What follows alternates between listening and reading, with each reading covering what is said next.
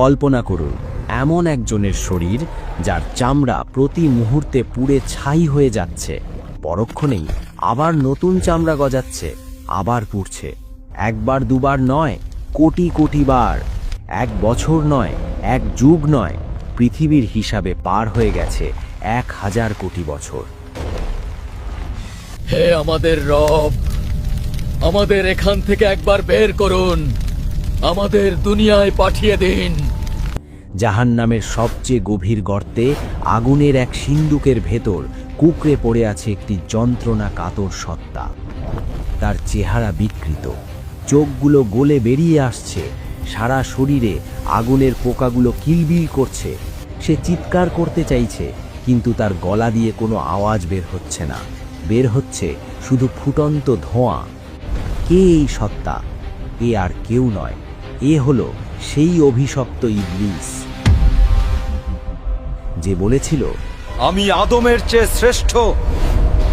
কেন আমি নত হব হই নগণ্য মাটির পুতুলের সামনে? আজ 1000 কোটি বছর পর তার সেই অহংকারের পরিণতি কি? আজ সে জাহান্নামের গভীরে কি করছে? সময় বা কাল দুনিয়াতে আমাদের কাছে খুব দামি, কিন্তু আখেরাতে, বিশেষ করে জাহান্নামে, সময় বা টাইম এক অভিশাপ। আল্লাহ তাআলা ইবলিসকে কেয়ামত পর্যন্ত হায়াত দিয়েছিলেন। সে তার হায়াত শেষ করেছে পাপ আর ধোঁকা দিয়ে, কিন্তু বিচারের দিন শেষ হওয়ার পর যখন অনন্তকাল শুরু হলো, তখন থেকে শুরু হলো তার আসল লাঞ্ছনা। আজ আমরা ইতিহাসের পাতা আর হাদিসের ইঙ্গিত থেকে এমন এক দৃশ্য আঁকব যা দেখলে আপনার রক্ত হিম হয়ে যাবে।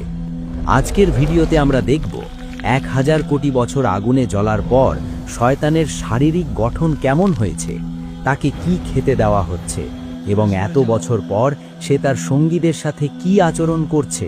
দূরে সরে যাও।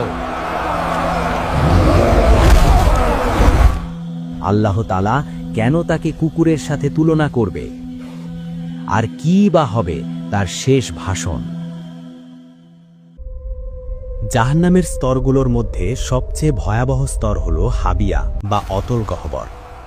দুনিয়ার আগুন যার কাছে বরফের মতো মনে হবে, এতটাই উত্তপ্ত সেই স্থান। মুফাসসিরগণ বলেন, ইবলিসের শাস্তি হবে সবচেয়ে কঠিন, কারণ সেই সব পাপের মূল। 1000 কোটি বছর ধরে সে একটি বিশেষ শাস্তির মধ্যে আছে।